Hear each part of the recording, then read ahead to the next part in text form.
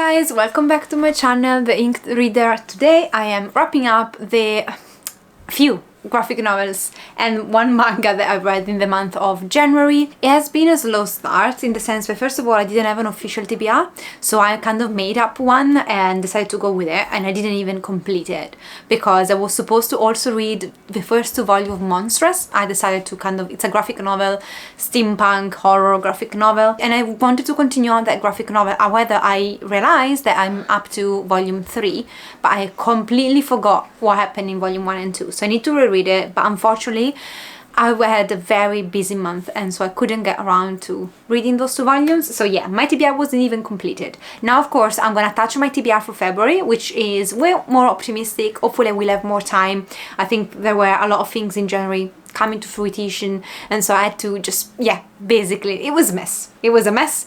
I am a bit of a mess. I had a bad day today, which it happens. So I'm gonna do the TBR and then, I'm getting confused. So I'm gonna do the wrap up and then the TBR in the end. So I, as usual, put them in order from the least enjoyable to the most enjoyable one. However, honestly, this month would be appropriate to do number 2 and number 1 because the 4 things I've read this month, there could be just 4, 3 and 2. They are all equal in terms of pretty much enjoyment. So really, take this with a pinch of salt. But at number 4, I've got The Sandman Volume 5. Take this with a pinch of salt again. I enjoyed this overall. I gave this full 4 stars. I'm really enjoying reading The Sandman, although I think I was gonna love it more than anything else, and I don't. It's not one of my favorite series as of now, but I still have 5 more volumes to go, so there's still room. Some volume I really loved, some volumes are just a full 4 stars, really enjoying it and just really taking my time with it, but it's not my favorite graphic novel, basically. The art is one reason I don't love the art. So this volume I don't really care that much, or I used not to care that much for Barbie, which is basically the protagonist in these. So initially I thought this was gonna drag a bit, but it does pick up. It does pick up. I ultimately really enjoyed it. I enjoyed it more, the plot that takes place in the world, I enjoyed way more than the plot that was taking place in the fantastical dream world. I thought that was so whimsical, and that's probably one other thing with this series, is that at this moment in time it kind of gets a bit above my head, the kind of myths behind, or the way this dream world works, in the way the Morpheus and the dreams and all of that works. So Morpheus is not in these, basically, apart from the very end, which again a bit disappointing in a sense, but the horror plot, the dark parts of these, again mostly in the modern world, so the world where we are now, in New York in this case, really enjoyed it. It really creeps me out.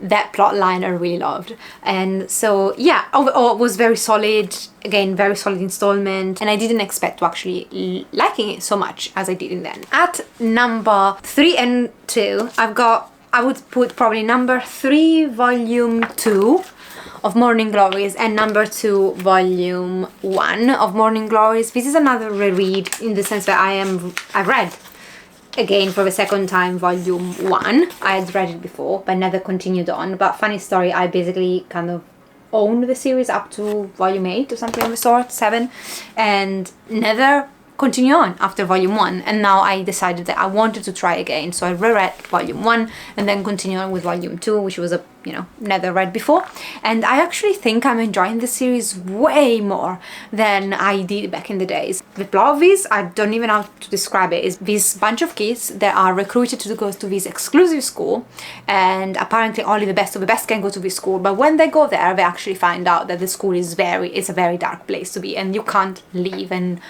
horrible stuff happen, horrible stuff after another, and it's full of plot twists, and I honestly don't know where this is going. It's labeled as thriller, but ultimately there are definitely fantasy / sci-fi elements from my understanding. It's messed up. I got this vibe that is in the sense that it does what Marvel or other famous series nowadays do, in the sense that parallel universes and realities, but at this moment in time is purely speculation on my side. It's not explained at all. I really like the art. I think the art is, it's just, I like it. It's simple, it's nothing mind-blowing, but I do like it. I really like all the characters, and I'm intrigued because in the second volume we've got all the backstories, and so very intriguing. I really hope that the quality stays for 10 volume. I think it's just 10 volume in total, so it's not too much of a commitment in a sense. And yeah, very solid series so far. I think I am enjoying it way more now. I think maybe I'm more mature as a reader, or maybe I just appreciate more of a genre that it sits in. We have Berserk Volume 12. I finally purchased this. I was able to purchase this when it came out 29th of December. So I read it in January now. And this concludes the Millennium Falcon arc. Now, I know that it has a more lengthy title, but I'm gonna go with Millennium Falcon arc, okay? You can say both ways. I've read it online. And this also starts the Fantasia arc, which is the last arc that Miura wrote, and I've been told that now the series has been continued by actually a friend of Miura. So I will continue on eventually, basically. Hopefully they will put up these deluxe editions for the remaining of the series, so I'll be able to pick them up, because I don't want to purchase them twice. I don't want to purchase a single volume and then having to purchase these, because it's a lot of money. It's very expensive, but they are amazing. You still got, did you get the posters? Yeah, you still got posters in these editions, and you still, I don't know, what can I show you? Wait, maybe these? I've done a full review of a Millennium Falcon arc. So this contains volume 34, 45, 36. Now the Millennium Falcon arc finishes with volume 35, the first issue. So from the second issue onward of volume 35, then you got the Fantasia. And I am gonna kind of review that part only, just because volume 34 and bit of 35, I did a like 20 minutes spoilery review, so I'm just gonna say, without giving any spoilers here, because that's the aim here, not to give any spoilers, I really enjoyed the end of the arc. I really loved also how the art is amazing. Like the art has reached its peak, or you know, it's now getting to a point that it's breathtaking. And I really love that we have a lot of silent panels where there are just a lot of demons present, and it's very silent. There are still panels of art that really allowed me to appreciate how beautifully these men can draw, and also finished in a way that I wasn't expecting, first of all, and Guts has a minor role in all of that part, so I didn't expect him to kind of take such a backseat. I was expecting something completely different. I didn't see the end coming at all, but I kind of fancy the idea of what's happening here in the end. So yeah, that's to say, you know, volume 34 and 35.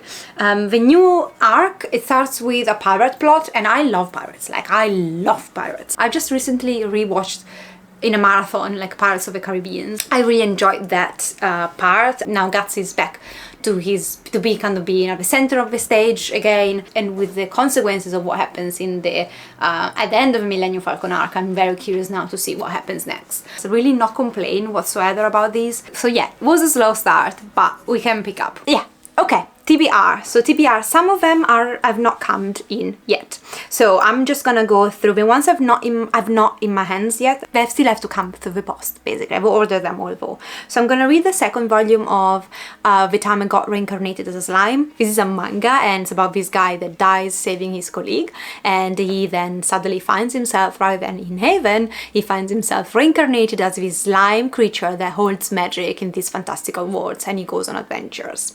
Sounds amazing. It was hilarious. I want to continue on. Then I'm gonna continue on this graphic novel. It's Pretty Deadly series. So I've read the first 2 volumes, and it's one of my favorite graphic novels ever.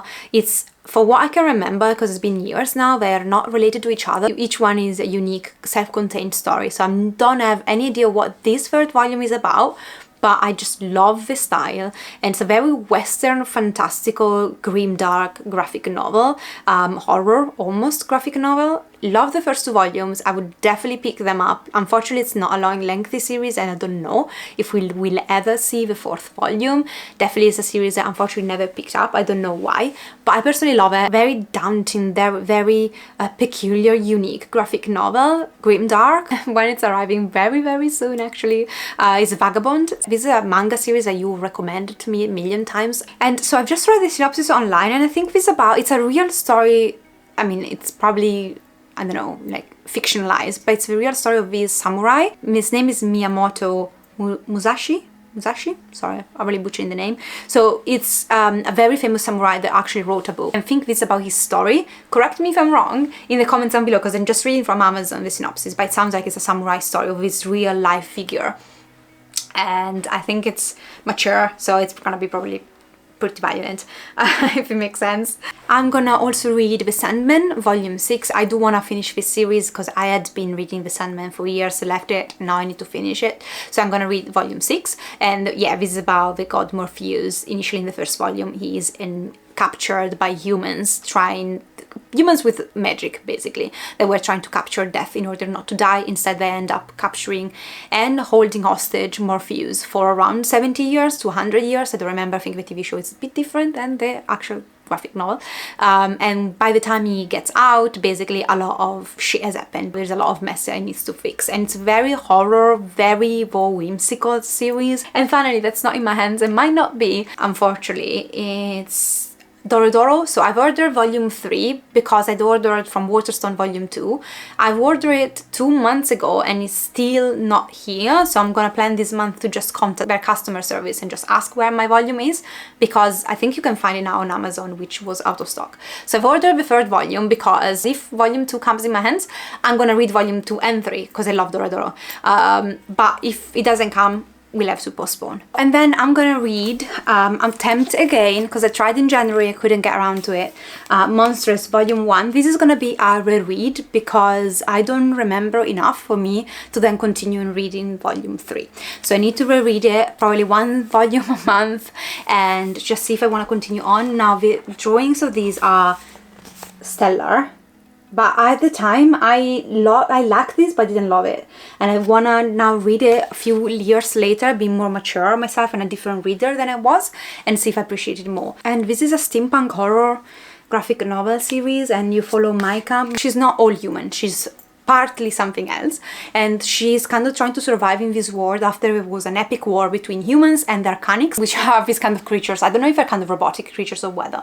So it's a very dark, gloomy, unhospitable war that she has to deal with, and there is like all the leftovers from war that she has to navigate, and also avenge her mother or something of the sort. I don't remember much about this. It was very confusing, although brilliantly illustrated. So I'm gonna continue on, reread it actually, and then eventually continue on. I'm also gonna continue on Morning Glories volume 3, and then I didn't know, but Lore Olympus volume 3 had came out, so I immediately picked it up.